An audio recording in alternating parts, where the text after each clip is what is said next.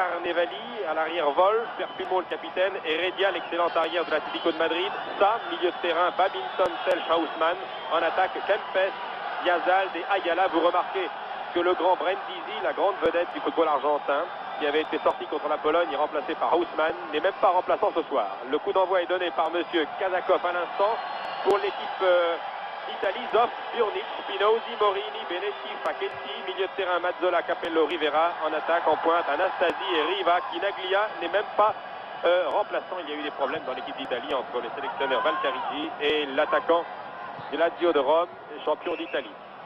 Pelouse en excellent état, bonne température estivale. Le premier coup de sifflet pour monsieur Kazakov, et c'est un coup franc qui va être tiré par Manuel Sa, le joueur d'Independent.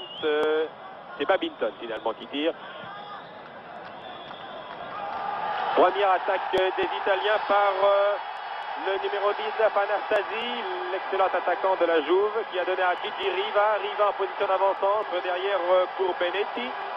22 mètres de la cage de Carnevali. La balle est toujours pour les Italiens avec Sandro Mazzola. Centre de Mazzola qui a cherché la tête de Capello et contre-attaque des joueurs argentins.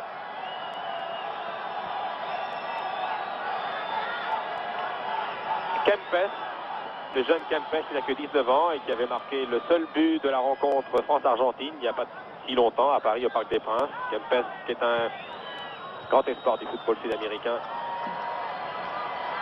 Encore Kempes qui porte le numéro 13, ça devait le réussir. Qui a essayé de donner la balle pour Ayala. La balle revient, Facchetti est là. Action dangereuse pour les Argentins. Non. Balle qui roule en touche. Un tir déclenché de très loin. Physique intéressante ce joueur argentin.